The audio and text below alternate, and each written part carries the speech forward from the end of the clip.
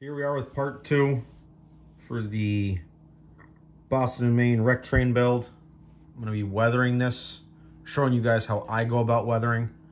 I know most guys out there using airbrushes. I don't have an airbrush yet. Don't really understand how to use it. So I'm just going to go off with what I've learned over years of playing tabletop wargaming. So I use mostly G&W paints. These are my 2 washes I normally always use.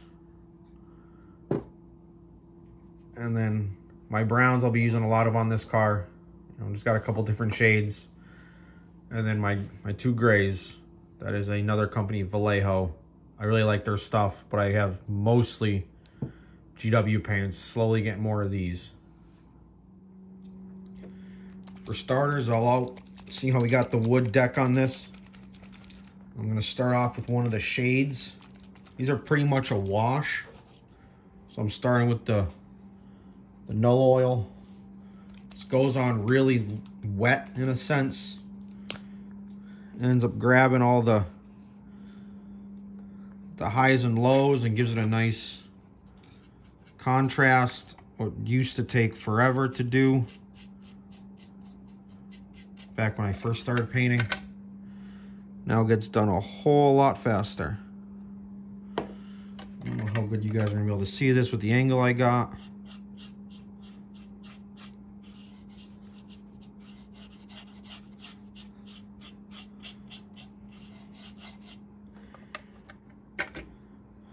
Normally I end up using the brown first, and I've been using a lot of this for oil stains and some of my my World War II train that I'm still building. The plan is to do this and then hit it with some dry brushing of different grays to give it that weathered old wood look. Okay, so got the wash layer down. Unfortunately, I should have popped these off in the first place, and that way I could have washed it this way, because as you can see, you can tell what way I was going with my brush strokes. But now with the dry brushing, that's going to get hidden. So I'm starting with my cold gray. I'm going to dry brush this. So a little bit on the paper towel.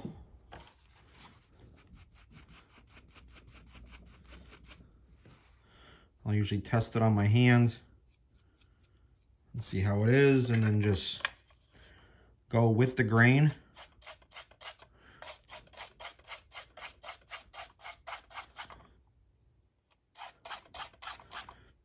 And don't be afraid if you don't see anything happening. It is very light. You can kind of see it a little bit now. It is a slow process, but the effect, I really like it. It's pretty easy. Anyone can do it. Oh, geez. You don't need a $100 airbrush, which, don't get me wrong, I wouldn't mind having one. But like I said, I've done this for years, doing my tabletop gaming. Yep. And that's one thing you want to avoid.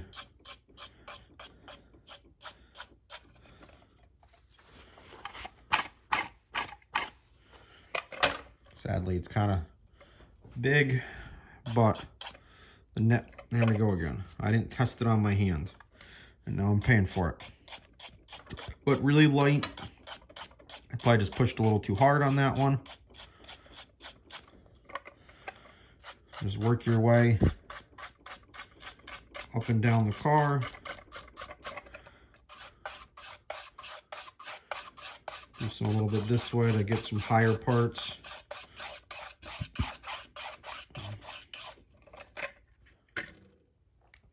So while I got this gray out as well, I'm going to go ahead and do the car body itself.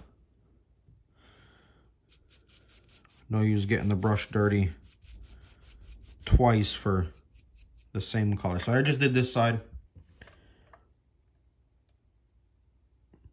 Not too bad. Definitely tell, you know, it's been aging in a sense. So I'll start with the grays. All I'm going to do is hold the car and work one way. Just start off light, just to make sure you don't do like what I did on the top of the deck. And then once you kind of figure out how much you're applying, try to get this in a spot that you guys can see better.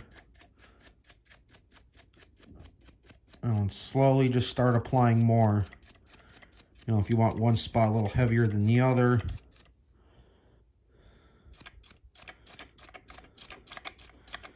And this is one thing I like with using a brush compared to an airbrush. This gives that effect of, you know, car sitting out in the weather and rain and everything running off it. Try to get this so you can see. It's just all lines. You know, stuff's running down. It's not going to run down at an angle or anything like that. One thing I don't like about this where airbrushing is nice is when you get into the grab irons and everything, it can get a little tricky.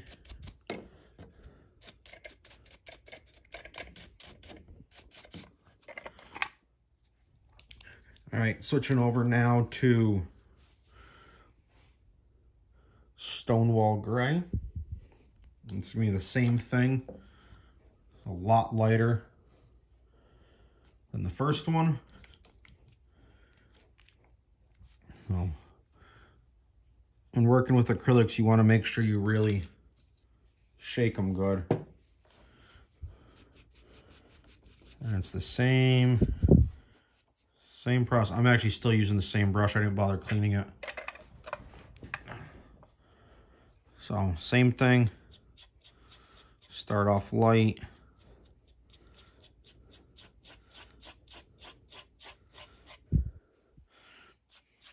And just slowly work it across.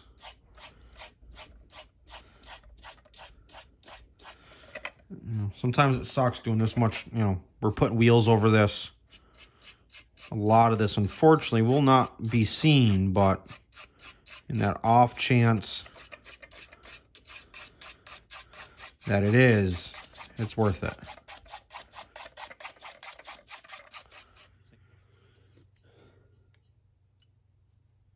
Here's the first layer of brown on the truck. So, once again, it's all just dry brushing.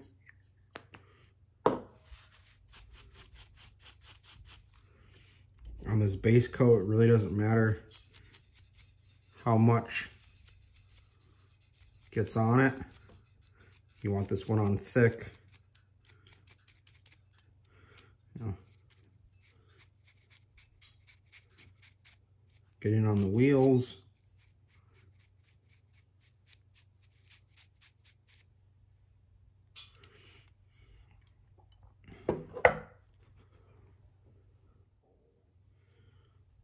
Switch over to my next color.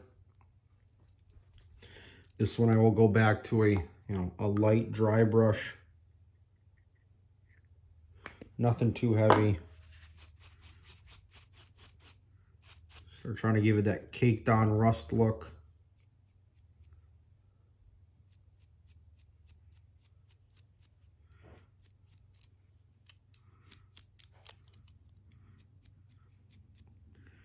If some spots get a little bit heavier, it's okay. As there will be 1 to 2 more different colored dry brushes after this one.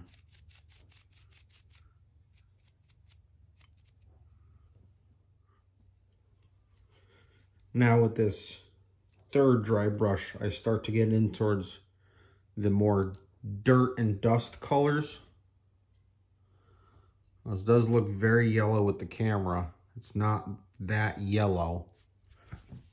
It's more of a brownish yellow in a sense. And now once again it's very light. I'm only going to work my, my brush one way.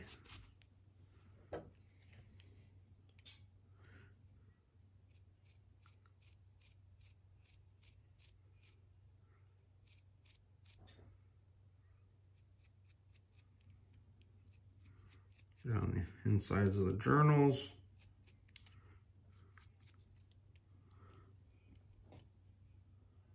And that's it. Just very light.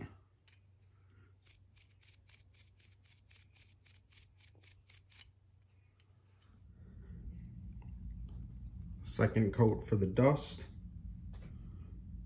Screaming Skull. This was one of my favorites back in the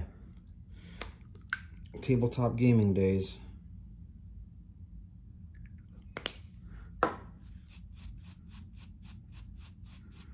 And once again, I'm not cleaning my brush in between.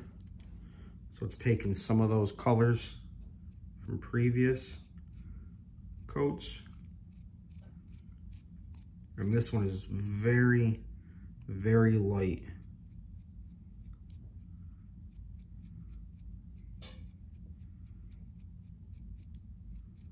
And just getting the raised areas. Now it's showing more of the detail in the journals, which is one thing I like about dry brushing. Let's try to get this in a better position.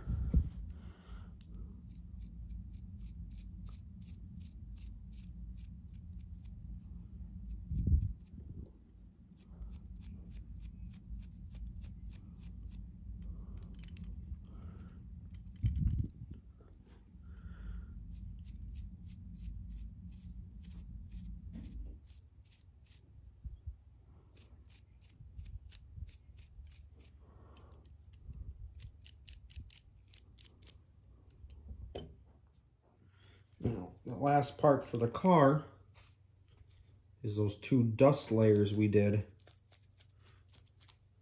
We now have to do on the car body. Just the lower parts, so that way the dust makes sense. So I'm switching over to that yellowish brown.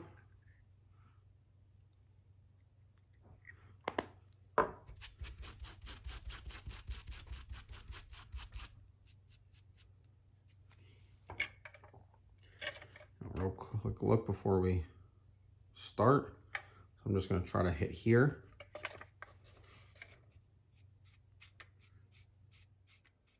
So here's the car on the layout.